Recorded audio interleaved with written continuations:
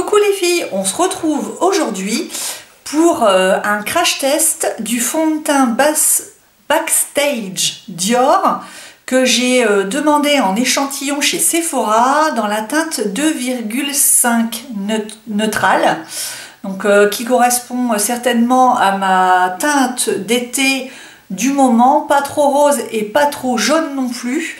Et en fait je voulais en profiter pour tester l'effet qu'il rend, pour ensuite attendre de cumuler mes visites en caisse et mes 10% et d'avoir un petit 10% cet hiver sur ma teinte d'hiver. Je demanderai à nouveau un échantillon pour bien la choisir, j'en demanderai certainement 2 ou 3 et puis je vous en reparlerai à ce moment-là. Donc voilà, j'ai eu mon petit échantillon. Donc la conseillère m'a bien dit de l'utiliser très rapidement parce que voilà, les petits échantillons ça ne se conserve pas bien. Elle m'a également conseillé de le poser un petit peu au doigt puis au beauty blender ou au pinceau selon l'effet et couvrance que je souhaitais, et de plutôt les tirer vers les tempes pour un effet anti-âge et d'accentuer sur mes rougeurs. Donc ce que je vais faire. Donc dans un premier temps, j'ai appliqué le soin anti-âge global de la gamme, ce qu'on voit pas bien avec la lumière du jour. Alors c'est la gamme Dream Skin Capture Total de chez Dior. Donc je l'ai appliqué en base crème de jour si vous voulez, pour apporter un petit peu d'éclat. Et puis, eh bien, je vais le poser comme ça. Alors moi, ça sera pas le Beauty Blender, mais ça sera son dupe parfait pour moi. C'est l'éponge physionomiste d'Yves Rocher. Surtout, encore un bon plan qui l'est d'autant plus qu'à partir de maintenant, les 50% chez Sephora s'appliquent et sur tout le magasin. Donc, il s'applique là-dessus. Donc, je peux vous dire que j'en ai déjà racheté d'avance parce que franchement, c'est super. C'est génial, humidifié pour poser le fond de teint, c'est super. Allez, on y va. On va découvrir ensemble la teinte. Alors voilà, elle est comme ça paraît un petit peu foncé, mais j'ai quand même ma teinte bronzage d'été. Donc je vais prendre au doigt, je vais poser sur le visage et ensuite on verra ensemble comment il se comporte sur ma peau normale.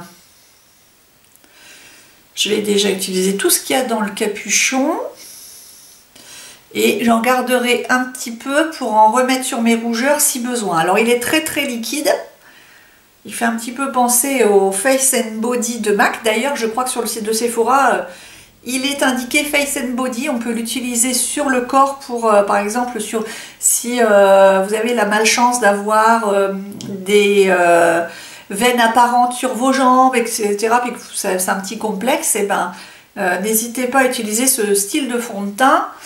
Ça évite de mettre de l'auto-bronzant et puis l'effet est plus naturel. Voilà, et puis le soir vous enlevez tout. Donc voilà, j'en ai mis à peu près la moitié de l'échantillon. Donc vous voyez, il m'en reste encore plein. J'en ai vraiment pas mis beaucoup du coup. Et je vais appuyer avec mon éponge physionomiste pour faire pénétrer le produit dans les pores de la peau et voir un petit peu ce que ça rend. Alors, pour l'instant, j'observe une couvrance très moyenne. Alors elle m'avait prévenu, hein, elle m'avait dit attention, la couvrance n'est quand même pas très forte. Hein. Elle dit c'est pour ça qu'il ne faut pas hésiter à en remettre une couche.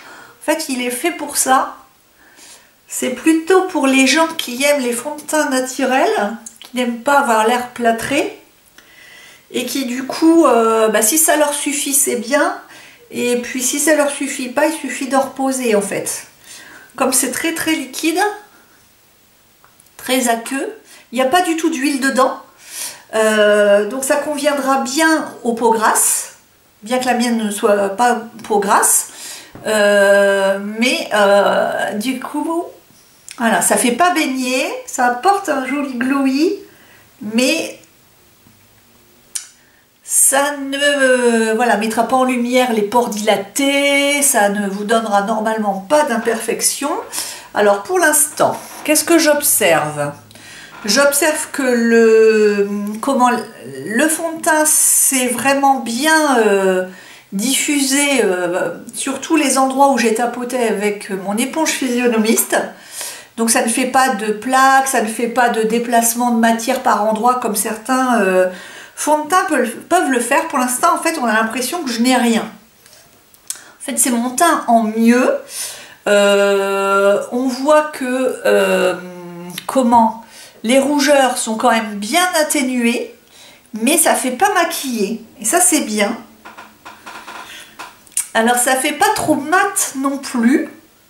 Et ce que je vais faire, c'est que je vais quand même en rajouter, moi, sur mes rougeurs, parce que c'est ça qui me complexe le plus, qui m'embête le plus. Et je voudrais quand même que ça tienne bien toute la journée.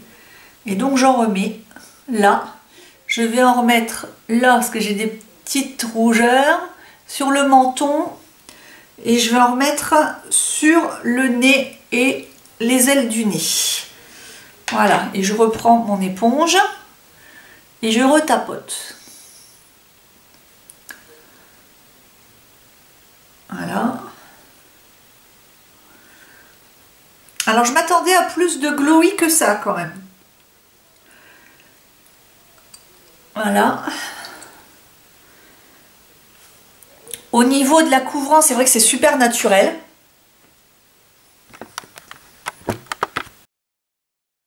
Alors je vais m'approcher un peu le zoom pour que vous voyez.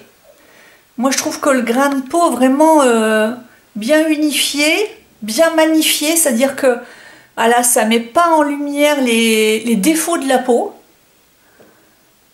Et je trouve que ça c'est pas mal. Alors, on voit toujours quand même les petites rougeurs hein, en transparence. J'ai pas envie non plus d'en mettre 3 couches. Parce qu'après, sinon, tout l'intérêt du fond de teint, bah voilà, il est plus là. Donc, pour l'instant, je trouve que le rendu est... Je me regarde dans le miroir en même temps. Alors, je trouve que le rendu est naturel. Un peu trop mat pour moi. Donc, pour l'instant, finalement, j'ai pas le coup de cœur. Alors c'est vrai que je l'avais vu ce fond de teint sur la vidéo de Mimi Signature et j'ai trouvé qu'il rendait mieux sur elle. Alors vous voyez comme quoi il faut toujours essayer les fonds de teint, même quand vous voyez que sur quelqu'un le rendu est fabuleux, il faut quand même l'essayer avec votre échantillon. Alors c'est beau hein, c'est beau. Mais je préfère un petit peu plus de glowy. Alors ce que j'aime beaucoup c'est qu'il n'y a aucune épaisseur. C'est-à-dire que alors il colle un tout petit peu. On sent quand même la matière, mais quand on pose le doigt, quand on sourit, tout ça, on ne sent rien. Et je vois pas d'épaisseur, parce que ça c'est le pire de tout, c'est quand vous mettez un fond de teint, par exemple les beiges de Chanel, je l'adore, mais je trouve que du coup il se voit plus que celui-là, vous voyez. Et notamment au niveau des pores un peu dilatés, celui-là ils se font tellement dedans qu'on ne les voit pas. Donc ça c'est pas mal. Donc ce que je vous propose c'est que je termine mon maquillage et puis en plus il aura le temps de vivre un petit peu avec la chaleur de la peau et tout, et puis je reviens vers vous dans 5 minutes. Donc voilà, j'ai terminé mon maquillage. Donc j'ai posé le bronzer Chocolate Gold de Too Faced. Je l'ai déjà rangé. La folle qui range tout au fur et à mesure. Donc c'est celui-là que vous connaissez bien.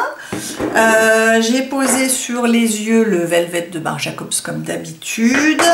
Je me suis fait un smoky hyper chrono avec le super Phyto Eye de Sisley en teinte 3 qui est un superbe kaki, et ça me fait un smoky contour des yeux en 30 secondes, super crémeux qui va tenir toute la journée, surtout par ces chaleurs là, c'est super. J'ai mis le cache-cerne éclaircissant de Becca que vous connaissez dans le coin interne et un petit peu là, c'est celui-là, vous le connaissez bien. Par-dessus, j'ai mis le cache-cerne de Bobbi Brown, c'est l'instant en teinte beige, c'est le correcteur instantané, voilà, teinte beige que vous connaissez. que je n'aimais pas auparavant, puis qui enfin, ça y est, s'est assoupli, et du coup, je l'aime beaucoup maintenant. Comme quoi, hein, les avis trop rapides, vous voyez ce que ça donne. Et maintenant, je reviens sur ma décision. Voilà, il est très bien finalement. C'est pas le plus couvrant du monde, mais il est très bien. J'ai mis le blush MAC, donc c'est le Warm Soul, donc c'est dans les Mineralize Blush, qui est vraiment superbe pour la saison. Regardez, il n'est pas super intense, mais il est vraiment bien. Voilà, il est comme ceci. Et sur les lèvres, j'ai fait gonfler artificiellement mes lèvres. Pas vraiment en fait, ça fonctionne pas forcément super. C'est le Lip Maximizer de Dior qui a un petit effet mentholé et qui voilà, mais pas mentholé désagréable parce que celui-là il sent pas la menthe. Voilà, on sent l'effet qui se coule mais ça sent pas la menthe, donc ça c'est génial. Et par-dessus, je vous ai mis un rouge à lèvres de ma collection Dior. Et en fait, ça c'est mon rouge à lèvres préféré de tous les temps.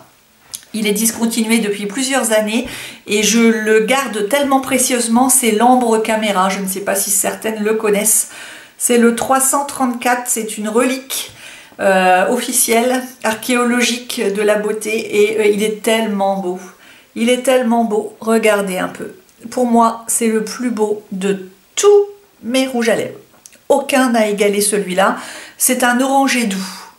Il n'est pas comme le pâtisserie. Il a du orange, mais tellement doux que en fait, il est parfait pour l'été et pour l'hiver. Donc, regardez, il me reste ceci. Et je ne sais pas depuis combien d'années je l'ai, mais il sent pas mauvais. Rien. Il sent même bon. Je l'ai posé au pinceau parce qu'il mérite d'être posé au pinceau. Et il est crémeux, c'est comme un crème chin de MAC et il est sublimissime. Qu'est-ce que je vous ai mis d'autre? Ben, c'est tout, hein. Je n'ai rien fait d'autre, les filles. Alors, parlons de ce fameux fond de teint Dior Backstage. Qu'est-ce que j'en pense? J'en pense qu'une fois que tout est maquillé, le rendu est joli. Mais je regrette un petit peu ce côté mat, qui reste mat, hein, parce que là, ça fait quand même un bon 10 minutes que j'ai terminé, le temps de rallumer mes lumières, machin. Et il a... Le glowy, je l'attends encore. Alors, il n'est pas mat carton, donc ça j'aurais détesté. Mais vous voyez, je préfère un petit peu le rendu du comment, Too Faced, là, celui en tube que j'adore, le Pitch Perfect. Voilà, parce qu'il est plus crémeux aussi, donc le rendu est immédiatement plus glowy.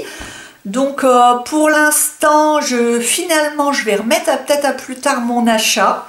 Comme quoi c'est vraiment bien de demander des échantillons parce que ça permet d'économiser ses sous et de mûrement réfléchir ses achats. Bien qu'il ne soit pas dans les plus chers des fonds de teint, parce que si vous regardez bien, c'est un 50 ml et il est à 39,90 €. Donc quand on voit que la plupart des fonds de teint maintenant c'est des 30 ml et qui vont jusqu'à 55-60 €, donc ça laisse un peu rêveuse, mais voilà. Pour l'instant, ça n'est pas un gros coup de cœur pour ce fond de teint, mais je trouve que le rendu est honnête, je trouve que ça me donne bonne mine avec le bronzer et le blush, sans me faire mémérisante, et du coup, je trouve qu'il est bien. De là à l'acheter, il faut encore que je réfléchisse, et ce que je ferai, c'est que comme la peau changeant au fil des saisons, je reviendrai.